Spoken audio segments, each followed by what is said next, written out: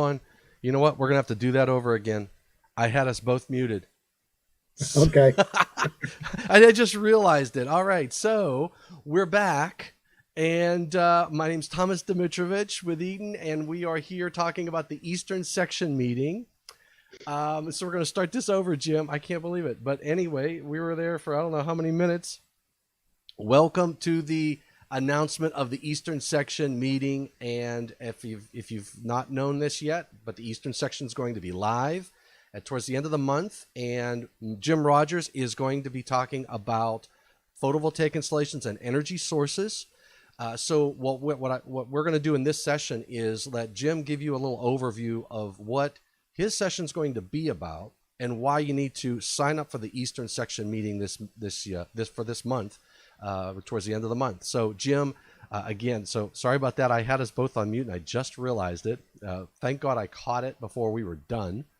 But please give your background a little bit and talk a little bit about what you're going to be talking about during your session. All right. Well, thank you, Tom. Sure thing. It's a pleasure working with you. So again, my name is Jim Rogers, and I represent IAEI as the chair on Code Making Panel 4. This is my second cycle as chair. I've been on Code Making Panel 4 since approximately 2000. And prior to that, I was fortunate enough to be the alternate to Andy Cartel on Code Making Panel 12. So been in the code making process for quite a few years. I'm going to be discussing because CMP4 deals with these issues, and I'm going to be discussing PV installations and energy storage. Energy storage is becoming very, very important all across the country, and it's helping with things that I'm not going to get into right now, but utility grids have to worry about things such as solar saturation, and what that means is if you have too much PV entering the utility grid, and for some reason it goes dark because a cloud comes over or whatever, and a lot of the PV drops out, utility company has to be able to bridge the gap. And energy storage is one of the ways that they can do that. So it's becoming more and more important. I'm excited that the Eastern Section meeting is going to be digital. I am the secretary to the Eastern Section, and working with the president, it's my responsibility to make sure that our meetings go forward. And I was dismayed that we weren't going to be able to have a meeting this year.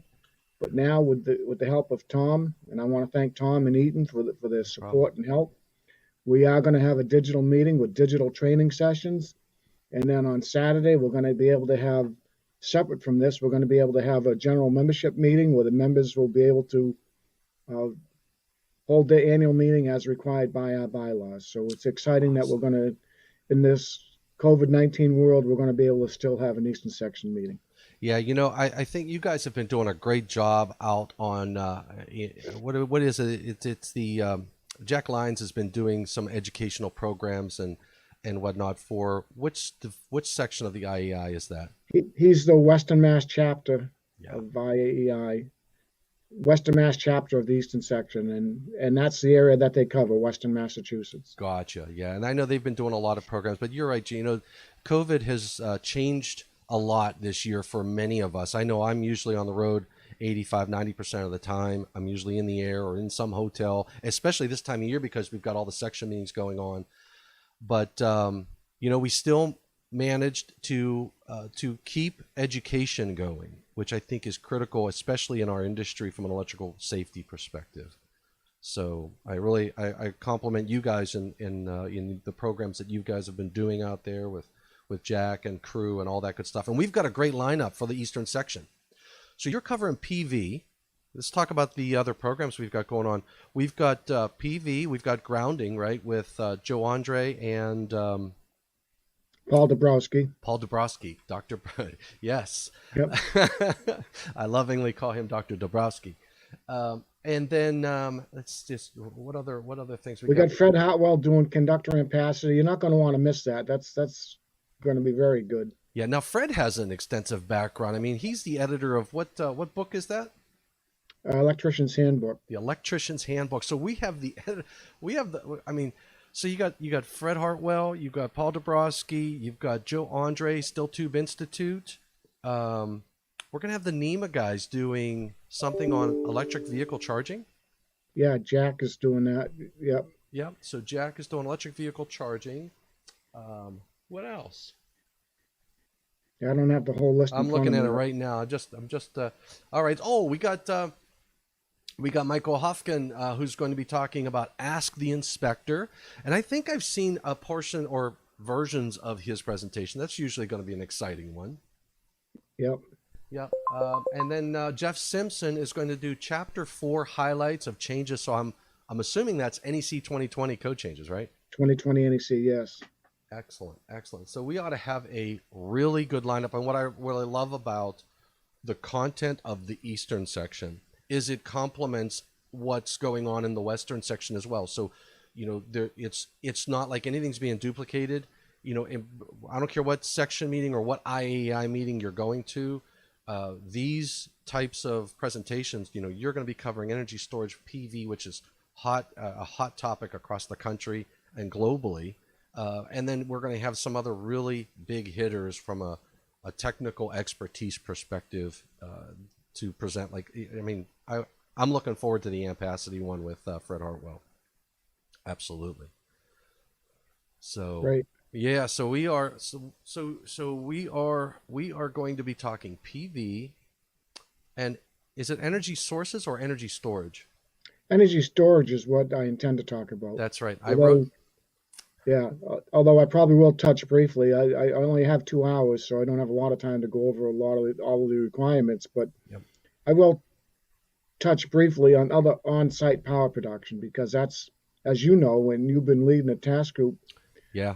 looking at all of those different power sources where do we go in the future with all of those, which is a very important function that you've been serving on that task Well, group. I'll tell you what, Jim.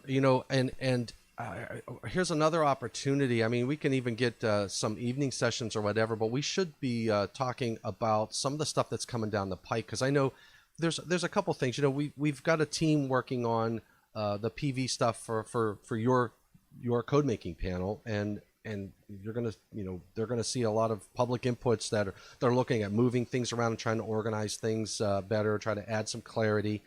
But the other actions, NFPA 99 is recognizing these alternative energy sources as backup power for healthcare type of environments. Yep. NFPA 110, I sit on 110 and 111, and we just got through a cycle of adding energy storage, your other than the generators, because 110 and 111 historically has been backup generation. And because of what NFPA 99 is doing, energy storage is now going to play a role in NFPA 110 and 111. So this is the tip of the iceberg from what I can see coming down the pike. Well, yeah, I agree, Tom, and I've said for years, and a lot of people have not agreed with me, but I think, especially with energy storage, that the alternative energy sources could easily fit into Article 700, 701, 702, depending upon their reliability. So, and all that needs to be looked at. So you're absolutely correct. One of the things that the task group decided to do that we made public inputs on, we took 705 and we combined that with 710 and 712, I think it is, to create a general requirements article for these alternative sources. What I love is Bill Brooks and those guys. They don't like the alternative energy nomenclature or whatever. Yeah, I don't know why they don't like that. You're right. You know what he likes? He likes the advanced energy. Yeah. I loved it. So we were called, in fact, Larry Ayer asked me, he goes, I was sending some notes out and I sent him an update and I said, well, Larry, the advanced energy group. And he's like, whoa, what's the advanced? I thought you guys were the alternative energy group. I'm like, nope, we voted on it and we agree. We are all now called the advanced energy task group. So it worked out good. We got Steve Froming out on YouTube. He says it's nice, sunny day to discuss PV. Absolutely. Yes. Thanks for joining in, Steve. And Steve is out of our Western section, so we've been doing a lot of work over there as well. So what I'm loving about these this time of year is we may not be in person, and as well as I do, Jim, that next year it's not like we're replacing the Eastern Section with an online experience forever. We're doing this because of COVID, and I would hope that the Eastern Section, with your leadership and others, your education chair, et cetera, would start to try to do even as we move forward, to get more educational stuff out there online and still have those in-person meetings. Oh yeah, definitely. Because even as you know, Tom, because you've been to many of them, Yeah. when you go to an Eastern Section meeting or any section meeting, there's not enough hours to get all the information out there. So having an on-site section meeting and then followed up by online further information is the best of both worlds as far as I'm concerned. Oh, you know what? Yeah, we had that discussion too. It's supplements. So you could sit down and you could take someone like your program, which is going to be 2 hours, like you said, PV and energy and energy storage, not sources, PV and energy storage, and say that you can do 2 hours, but there's so much more material. But you could create other materials that are available to IAEI members, Eastern Section members, to come out to the YouTube website and view that additional in-depth, because who better to hear it than from the chair of Code Making Panel 4, who's knee-deep in all of this stuff that's going on in anything alternative energy or advanced energy solutions. Yep. I love it. Cool beans. Well, I have the link to register for the Eastern Section meeting down below. That's live. I know we've been communicating about that, but I just threw the link down there, Jim, to get people to register, because we got to get that out there. It's coming up at the end of the dates are September 30th. We have the morning session is Chapter 4 Highlights of Changes with Jeff Simpson. From 2 to 4, we have Grounding and Bonding Concepts, Establishing a Reliable Ground Fault Current Path with Paul Dabrowski and Joe Andre. On October 1st, we have our 10 a.m. to 12 p.m. wire selection to meet every code connection with Fred Hartwell. That's going to be a good one. And then 2 to 4, we have EVSE, Electric Vehicle Power Transfer Systems, and that's going to be Jack Lyons, our NEMA Field Rep program.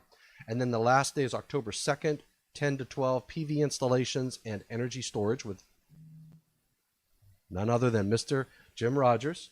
And then 2 to 4, Ask the Inspector. And you know what? Michael put it, or somebody sent it to me in all caps, Ask the Inspector. Is that because inspectors yell at each other? No. No, absolutely not. But I left it in all caps, because then that should be a good one. You know, Michael does a great job as well. Total 12 CEU credits for those 3 days. So it's 2 hours apiece, 3 days. That's 12 CEU credits, and those are IAEI CEU credits. So most states, most jurisdictions will accept that, but always check with you can check with the individual education chairs out of each of the chapters, right, to find out if there's any complicated. I don't know. I know the Western Section had a couple states that were a little different. Like Ohio, we had to do something a little different for. But do you have that same issue in the Eastern Section with recognition of CEU credits? Well, we're working on the CEU credits. I think we're going to be able to accomplish it. Oh yeah. Mark Hilbert who's our education chair, is working on that with Keith, and so yeah, and Keith Laughlin and the IO down in Texas have been very accommodating and understanding with the whole COVID situation, and it was really sad to see the section meetings not meet in person, but I can see your lovely face, and we can hear your knowledge, and you know what, the other benefit of this is these are captured and they will be online. Now, granted, those URLs are hidden and they will be available to IAI members and people who've paid for the programs and things of that nature, but it's captured in time, and we'll be able to share that in the future. Yep. So, awesome. All right. Any last words, Jim? Any parting words for the viewers? Well, yeah, please take advantage of both the Western Section and the Eastern Section. The programs are different but similar, and there's a lot of information to be gained. And I know the Southwestern Section, they might be done. I know they were meeting earlier this week. I'm not 100% sure if they're done or not, but they also had an online meeting, and I gathered it was very successful from what I heard. So Well, that's awesome. look forward to everyone joining in. And again, I want to thank you, Tom, and thank Eaton for the assistance you've given to IAEI. Not a problem. Pleasure. Thank you, Jim. Thanks for taking time. I know you're a busy guy. So everybody out there on YouTube, again, sorry for the silent start. But I'll try to crop that out in the beginning once we post this. So, or it's actually posted, but I'll edit it. Thanks, everybody.